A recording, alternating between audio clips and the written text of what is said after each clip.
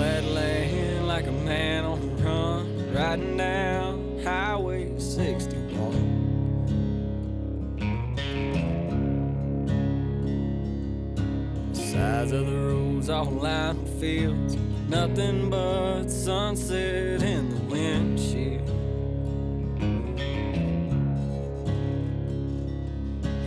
Feel it as soon as I ride into town. This is where I go to slow down.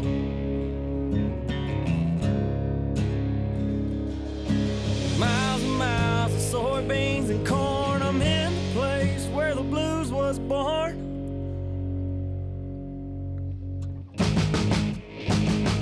About a mile from the big muddy river, place I'll always remember. Cabin on the lake and a fishing pole. Forever here I'll rest my soul. I can feel my worries drift away from being out in the sun all day. No matter where in the world I go, I'll always find home on the banks of that oxbow.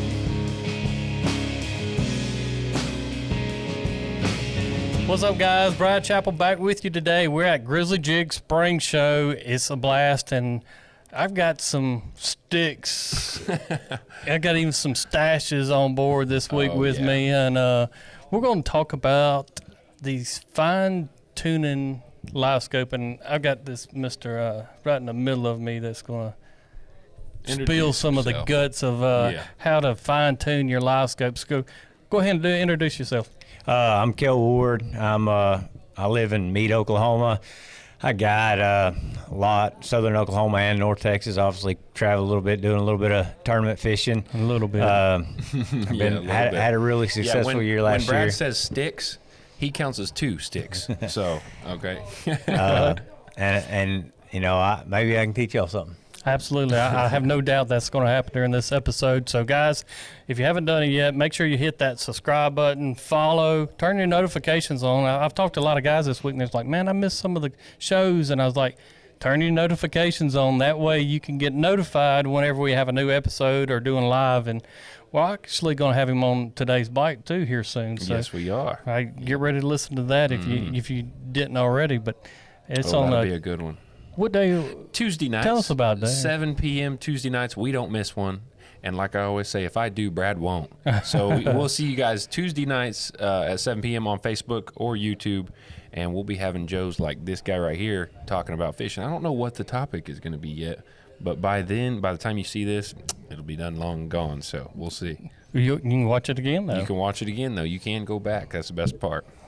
Well, like I said, we want to start out, and I want to take it back in your memory, both of you guys, whenever the first time you got live scope.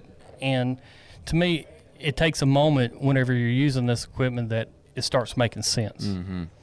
And how did you get to that point that, all right, I'm getting here, I'm fine-tuning what I'm seeing, and it's making more and more sense every time? But give us some of the basic settings and what you're running your live scope units for. And that's what this topic is going to be today, guys. It's going to be Garmin live scope, and I know that's what all three of us are running. Mm-hmm. And we can talk about, which is a topic in itself. Yeah. You know, it's what's dominating crappie tournaments hands down. Absolutely. And it's more and more guys are getting into it. And hey, let's just spill the beans on how do you find these fish with live scope. For sure. Kick it off. Go ahead. Okay. Come on, Stash. I'll kick it off real quick. Come on, Stash. I guess it's so hard to think. I mean, I feel like I've been doing this forever, and it cracks me up because I really haven't. I'm probably on year 4 of going really strong on it. But it's so funny because the last time I've gotten into my settings on the live scope, I can't really remember. It's like when I get my live scope set up, I'd say a few years ago, I really got it dialed in to where like I'm okay now.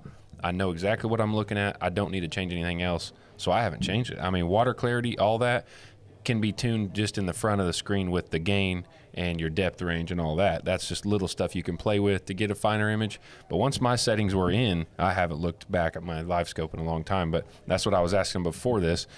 I believe I have noise reject on low and TVG off, and that's kind of like, I feel like you plug a Garmin in and you put that in your screen, you're going to see what you're doing. You're going to see the fish, and you're going to be able to catch them. The depth range and the gain is just a preference thing, in my opinion. Because when you set the gain, what are you running your depth in? Yeah, and my I talked depth, about this earlier with another. Yeah, so here's what's funny with my depth. It depends on how I'm catching the fish. You know, in Grand, I catch them super deep sometimes. Super crazy. So I've got a knob on mine, and that's another topic I like to go with. Instead of a touch screen, I like the knob because I just hate the finger smudges all over the screen, and it just kind of kills me. But anyways, so I can just scroll, push a button and scroll, and I can scroll out or deeper. But if I'm tournament fishing, I'm running 20 foot deep if the fish are shallower than 20 foot at all. If they're 10 foot, I'm still running at 20 foot. If they're 5 foot deep, I'm still running at 20 foot because you can size them fish up. So is that the shallowest you will have your depth range set at all time. I'll never go shallower than 20 foot. Oh, wow. 9 times out of 10. Yeah, I very rarely would ever go You're shallower. crazy. Yeah, I know. Because you can barely see. If you're fishing in 4 foot of water, you can barely see what's going on. But I just feel confident that. But I've scrolled it out to 70 foot deep to catch fish 50 foot down. So I definitely will bounce around on the depth, but it's super easy. That stuff is not relevant compared to what I get all the questions about is how do I set it up to where I can see what I'm doing? That's the biggest thing. And depth range and gain ain't going to help you see what you're doing as much as noise reject and TVG and all that. So I know Kayle got an interesting one that I'm ready to go try on my live scope. So tell him what's up. Tell them what's up. So I do a lot of similar things that Dustin does. I pretty much start out with the basics. Turn your live scope on. You go in your menu. Your two basic settings that everybody sees on your menu setup is you got noise reject and your TVG. I can't really dive into exactly what all that means. I know TVG's time variable gain. You already knew more than I did on the TVG. And so I can't sit here and tell you. I know playing with it over the years and stuff, I know the settings I used to run because I thought I had a pretty picture, a different picture of what I thought I liked. And somebody that's one thing. I think everybody's eyes see something different. And so people can play with that to adjust it, to your liking. For me, I run them both off 99.9% of the time. The reason why I like a raw image, and with that raw image, what that does is that lets me see these fish like one tournament or guiding. I mean, I can really see, a fork in the tail or whatever, but the difference between like a carp and a crappie, if it's floating out there, I can really see some subtle details on that raw image. I can really tell the difference between his nose and his tail with that raw image. The downfall of that is you do get some clutter on the screen. Yeah. You're going to get a little bit of what we all call a ghost tree, which is a mirror image off the bottom. But I've looked at live scope enough that I can see through that. That doesn't bother me.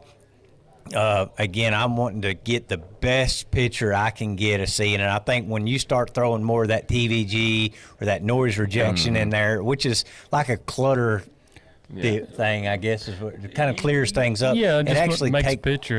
And here's what I've learned about the ghost tree. Real quick on that is it's all about getting the ghost tree off your screen. Even though you take the ghost tree off your screen and you can't see it, it's still a blind spot when you're fishing. Do you know why?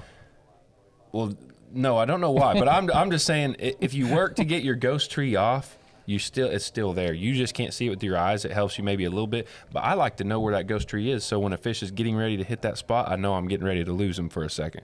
So I either got to back the boat up or scoot up a little bit more, if that makes sense. But the ghost tree is always going to be there, whether you can see it or not. But that's my ghost tree deal. There you go. Kind of, yeah. So to go into a little bit more detail, then once you go in from menu to appearance, you have color gain, you have color limit, right? You have ghost reject.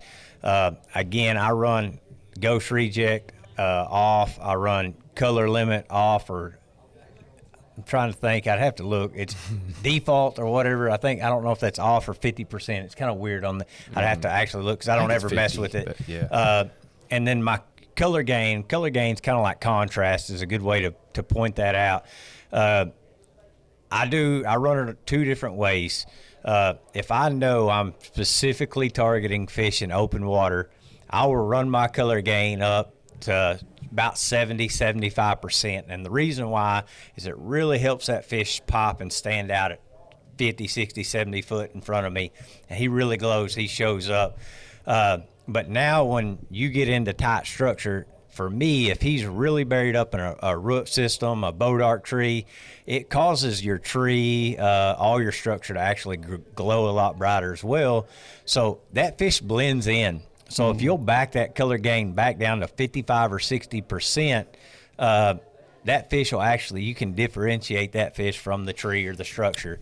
So let me get that right. Color gain higher if you're looking for just suspended open water fish. Correct. Color gain lower for fish on Separate 'em. structure. Yeah. Yeah, default is 50%.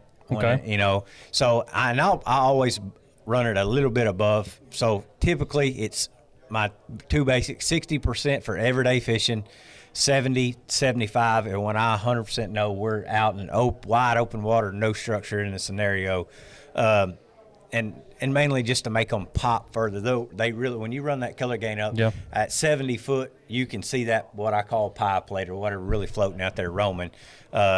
And the same deal, if they're on bottom, it's the same structure situation for me. I want it back down. If I'm catching a lot of fish off bottom, I want to run it back down 55, 60% so I can see that fish from the bottom. It's like when you get it glowing so hot, everything kind of runs Blends in. together. Yeah. Yep. And so I like them. I want them to adjust it. To separate a little. Yep. And then Yeah. to me, every unit, I know this is going to sound different. You got your basic gain on your unit. And I think every live scope, every update, software update, everyone's a little bit different. Absolutely. I mean, 5 or 10% from running in customers' boats. Some might, the sweet spot for me might be 80%. Some might be 60.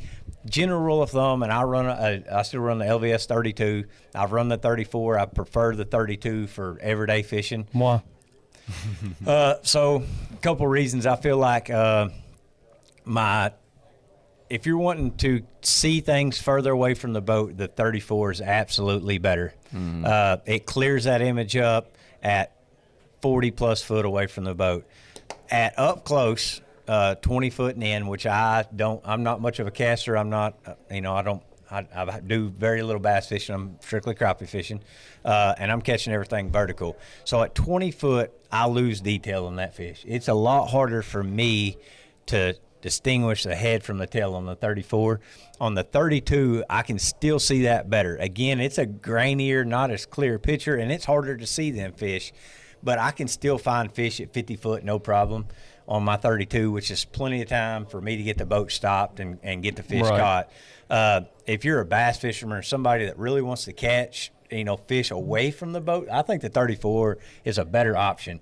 And that just kind of goes to what fits you better, Nothing against the 34. You can still catch fish the way I catch them.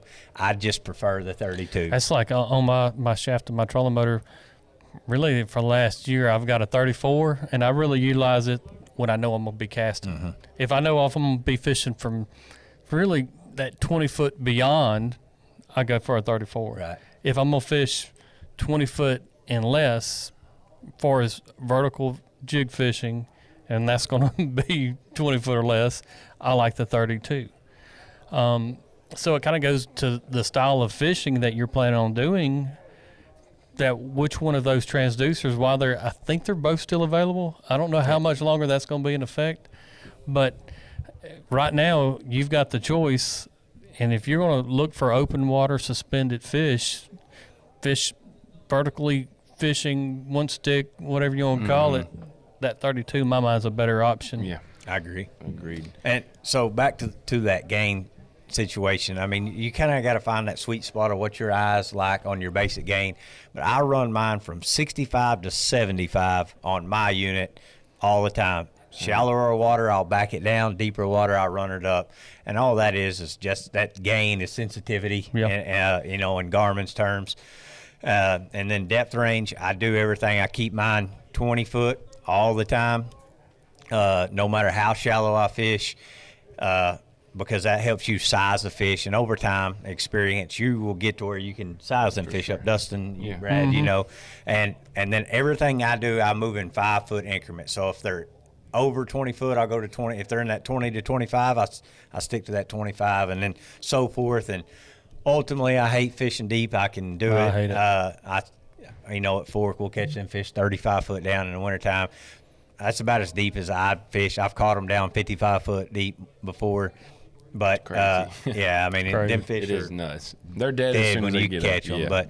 But so usually I'm never, nowadays 40 foot. If I can't catch them within 40 foot, I'm going to another lake just about. I definitely would. And I run an 8616, which is a 16-inch screen unit. That I prefer. I fish all the time. It's a tool. It's an expensive tool. You don't need it. I run a 1222 for years and years, and it works fine. On my unit, I'll dial out to, depending on the situation, your timber, open water, anywhere from that 40 to about 60 foot range in front of the boat when I'm scanning. And then once I see a fish, I always dial back to 25 foot on my 16. I used to dial back to 20 on the 1222.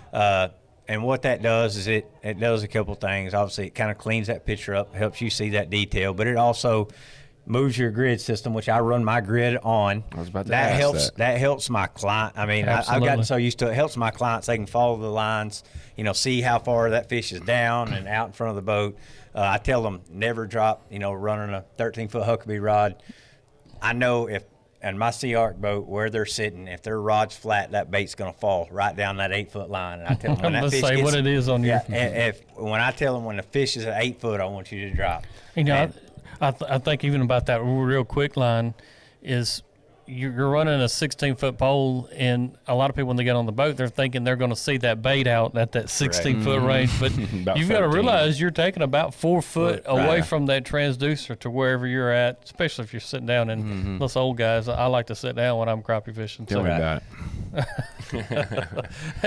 But I think even going back what you're saying about all these settings, I think a lot of times when people get a Garmin and they're wanting to, they're thinking about settings, they're wanting a really clean screen. And I can tell you from experience, I can show you videos of my unit and you're like, man, that thing is crystal clean.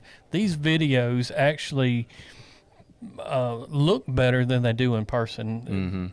I don't know. Have you seen that? Yeah. If I video it with like my cell phone, even, I'll rewatch it and I'm like, man, whose screen is that? Yeah, my screen's looking good. But then you look at it and it's different. It's almost like your phone or a camera. It filters some of it out. Yeah, it's crazy. So this year, going back to the Elite Series and having a live camera in the boat, I had numerous phone calls, texts, and people in person.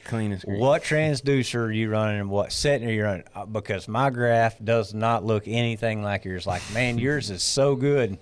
And I'm thinking, man, it's the same thing y'all are running. Right. I can't. I guarantee you that's what it is. It is. And I go back and I see it. I watch my live video and everything and I see it. But to me, it's the same as everybody else's. To some people, it don't. And it goes back to I've played with those settings enough. When I first started, I thought running your TVG on high or noise rejection on high, TVG off, was the only way to go. Well, what that happens is now you get that big dead spot versus that ghost tree. Yeah. And I don't know, to me, when you turn it up and that the noise rejection up that high, man, it's almost like a delay in the screen. That's my next point right there. And so I feel like everything that happens is actually delayed a half a second or so. Quarter of a second, whatever it is. Yeah, I mean, it's like it's filtering that screen out so much that it's actually a tad bit delayed versus running it off or on low. You actually get a more real time. I totally agree and think of the same scenario in my mind. The more you run in those filters, it's all a type of computer system. Correct. And the more you load onto it for it to actually work, exactly, it's gonna slow it down some. I mean, just kind of like pulling a truck, a boat on your truck or what have you. You're going to use more gas, and it's going to take more effort for that truck to pull a boat compared to not pulling anything. And I can tell you're lighting the load pretty much. Yeah, I can tell you, watching YouTube videos and people doing it, when they're seeing the fish bite and then like it's like a delayed hook set, I can tell you every time when they're noise reject, it's like you see the fish bite and they're not yanking, and you're like, what? And then they set it because they feel it. It's all like back and it's slowed motion, and you're like, whoa. That is weird because you can literally see the delay, and I'll tell you that's noise reject. 9 times out of 10 you can tell. All right, big question though with the live scope. I know the answer to one of them, not Brad's, but what? You should know me by now. I know, but you should know me. Listen, what color No. are you running on your live scope? I think yours is something to do with orange. I know. I run amber all the time. Amber. Okay. Reason why Is that what I you run? started I started with amber. You know, that's your, I guess, default color when you get a live scope. Right. And whenever I first started, that's what I started with, I changed it up. I thought, you know, the black emerald when I was No, fishing man, it, that's I what I'm thought, stuck man, on. this is great. Like, then I went back to fish shallow and I started missing fish and realized it. And I changed my color palette, and then shallow fish started popping again to me with the amber. And I said, I'll never change again. This is what I kind of cut my teeth on, and I'm going to keep rolling with it. And it just goes back. Everybody's eyes are a little different. What everybody sees is a little Right. different. So what you like, but I try not to change stuff. Because the Consistent, yeah. consistency, you Don't fix learn something it. that ain't Don't- broke. Exactly. I mean, and so you start changing color palettes, then I'm like, I feel like I'm learning all over again, you know. Yeah. So when you do it and you get used to something, I just stick with it and Yep, try to that's keep right. it simple. I'm using amber as well. I went to black emerald for a while. That's what I can't hardly change. And, you know, I think it's easier for people to get in my boat than see amber. And I think it's the reason that why that's the factory color, because it's just easier yeah. to see. So, and like I said, I did use black emerald for a while, and I went back to amber, and I was like, I think, and if you think about it, it was a reason why. I mean, they didn't pull it out of their Fair head enough, yeah. necessarily. So I went back to amber, and I stuck with it, and I mean, I try to put people in the boat with me and let them see what's going on. So I really feel like amber's the color for it. Yeah, fair enough. I had to know. Well, now you know. What about Go ahead, Brad. when you're sit down your boat and you're like, all right, we're going to see if there's fish in this area. How far are you setting your range out, your forward range? That really just depends on the lake, the timing. I mean, the situation, I guess is what I'm saying. Are they tight to structure? They kind of on bottom, my shallow water, deep water, they out and, you know, floating in open water. I mean, if there ain't no structure around and they're just out in wide open water, they're pretty easy to see. There ain't nothing for them to hide behind or block behind. So you can dial out 70 foot and see crappie. I mean, further than that, really, I mean, I don't really see no need to go over 60, 70 foot most of the time.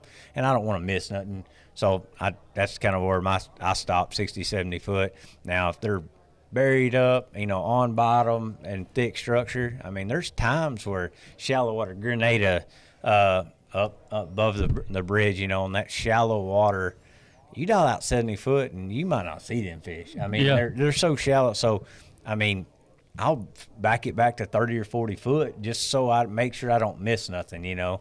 Fork boat arc trees or whatever. Like another situation is 40 foot water catching fish 28, 30 foot down and thick boat arc trees or even cedar trees. If you're just dialed out 70 foot flying, I promise you're passing fish.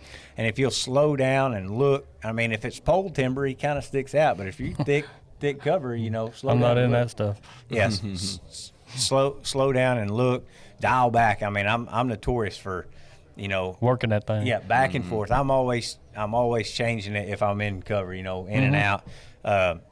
And if I question something, I'll dial all the way back to 25. Look, it is or it ain't, and keep rolling. You know, if it ain't, I'll roll back. I mean, I'm constantly pushing buttons on So that range. as close as you will get your screen to look is 25 foot. Yep. Dust dash? Yeah, I will run mine to 20 foot when I'm zooming in close to try to put it on one's nose if it's real muddy water. No closer. No closer than 20. Okay. Yeah, I feel like you start losing the image, like a clear image. Then I agree. So I think 20 is my max of zooming it in.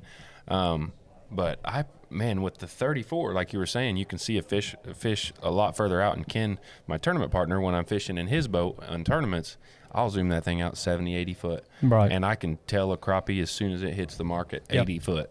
It's like I can tell 100% that's a crappie at 80 foot with the 34. But when I switched to a 32, I needed about 40 to 50 Right. to know a lot better like that. The 34 is just a huge difference on looking way out. But Oh, yeah. 32, I'm like 50 foot probably. You know, kind of, and I'm looking at this scenario that I've been fishing this past winter. I'm fishing an area that has a whole lot of fish. I mean, it's almost a challenge not to see fish on the screen. So there's no need for me to really run it out that far. Exactly. I usually, and it goes back to the scenario, and all the keys that you're at. But if you're in an area that has a lot of fish and you zoom out, you're going to miss sizing some of those bigger fish before you roll over the top of them. Yeah. So, if I'm in an area that has a lot of fish, I'm going to say 30 feet. If I'm in an area that is not loaded with fish, but I think there could be some big fish, I'm going to pop it out farther so I can pick it up and then bring that screen in. And I always tell people we're going to walk it in. And what I mean by that, 5-foot increments. And as I'm getting the distance closer to my boat, to the unit, I let it get to the edge and I'm going to drop it down 5 foot. And I'm going to keep walking him down and I'm going to stop it at 20. And then I know I'm using a 16-foot, actually being in black diamond. So that gives me about 12 foot out in front of the boat. So at 15, I know I need to be really controlled of that boat, steadying it up and getting ready to drop. Another thing that I've seen people do that makes a mistake when we're talking about this subject line is how they present that bait landing on the water. Oh, yeah. Tell us both, you guys, what do you feel like when you're dropping a bait into the water? Yeah, Is there a certain way you like to do it? Or if you're obnoxious about it, I feel like you can spook a fish super easy. So Yeah. I like to just be real careful and subtle. As soon as the bait's in the water, you can do whatever you want. But until the bait is completely submerged, I try to be. So, that splash? yeah, that splash is not what I want at all whatsoever. Same deal. I mean, I don't see no reason to Pop it. just pop. Yeah, just I've seen flop a it lot down of in the fish water. doing that. I've seen a lot take off. But I mean, a lot of it too with live scope. Accuracy and being precise goes a long way. So I mean, I tell most people, take your time, take that extra second, and place that bait in front of that transducer, whether it be on your trolling motor or on a separate pole. Don't just get in a rush and get it out there and miss by 4 foot, because now you've already missed. It's going to take that much longer for that bait to get where you want it, even if you move the rod tip. Make sure your bait's going in the water where that transducer's pointing, from the get-go. You hear all the time, I get people that says, "Oh, I can't see my bait." Well, majority of the time, if you can't see your bait on live scope, you probably ain't putting your bait in front of it, just from my experience. Or it's backwards or it's upside not a down. setting. It's not. Yeah, exactly.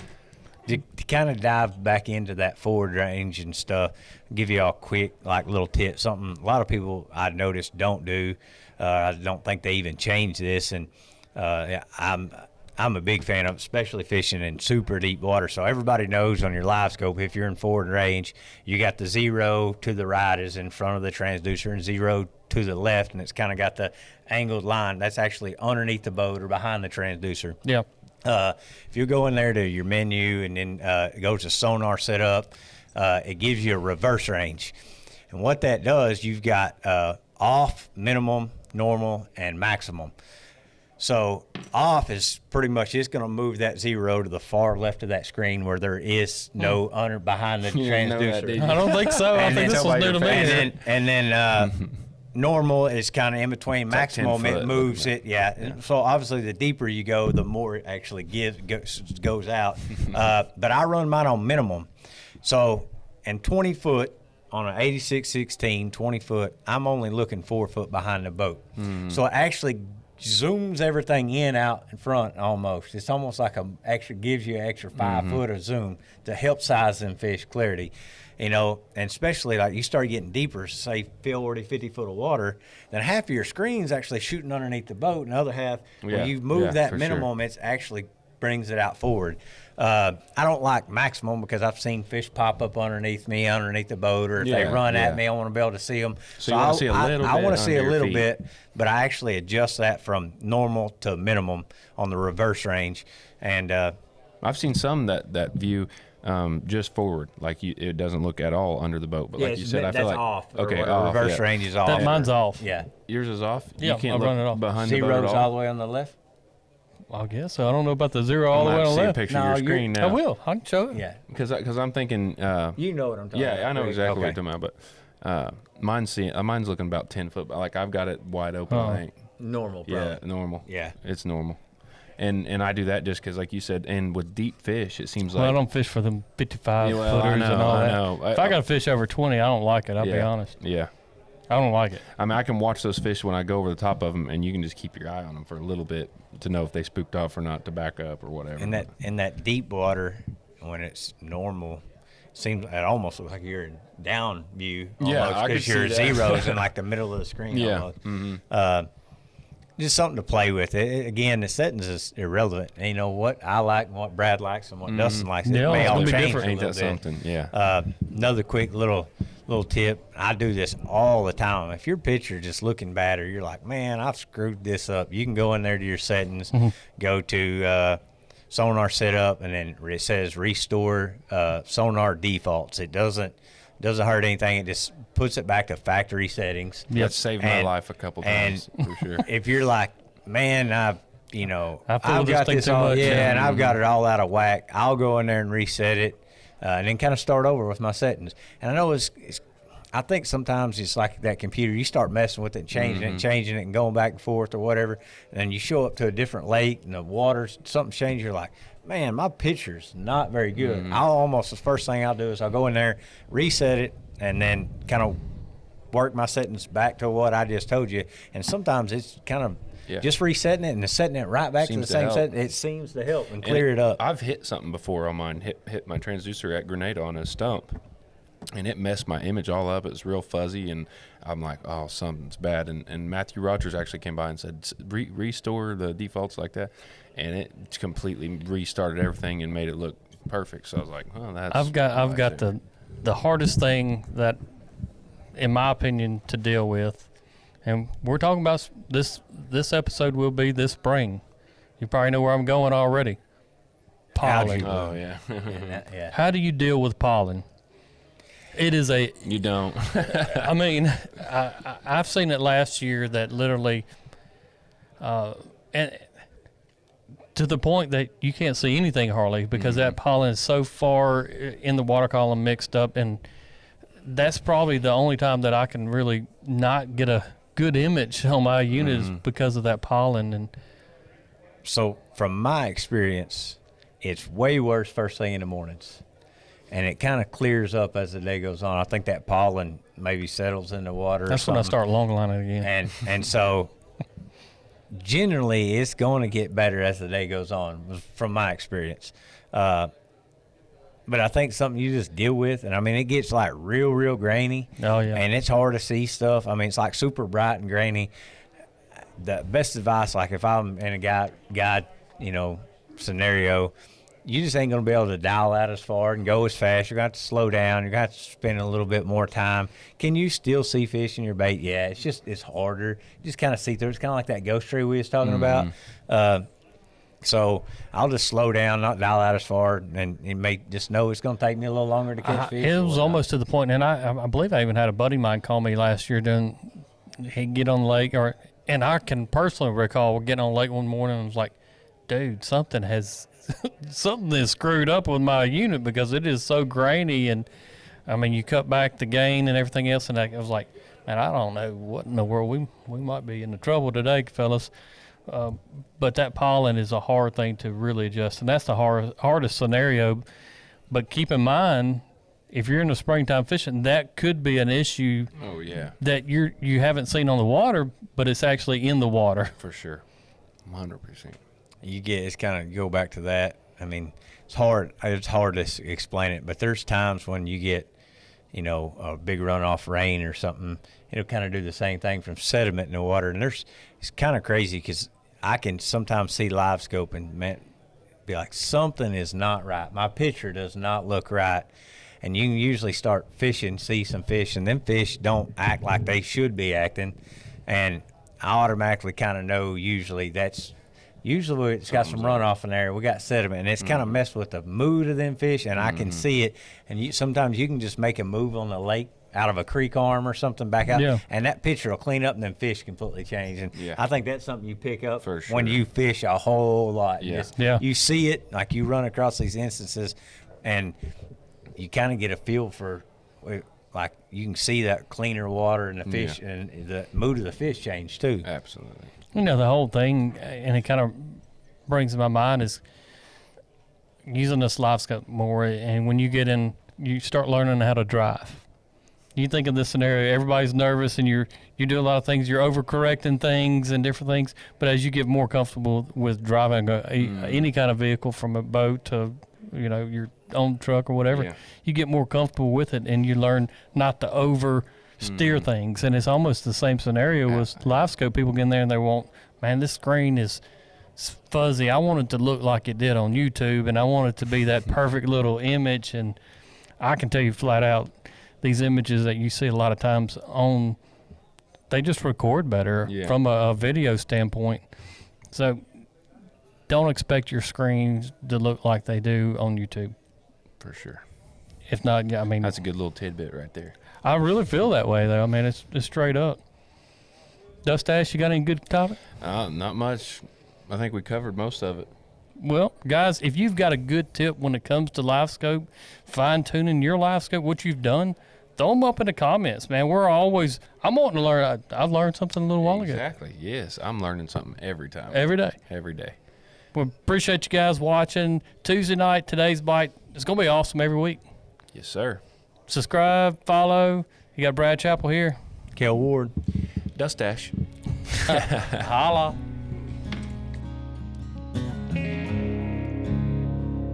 About a mile from Big Muddy River, place I'll always remember.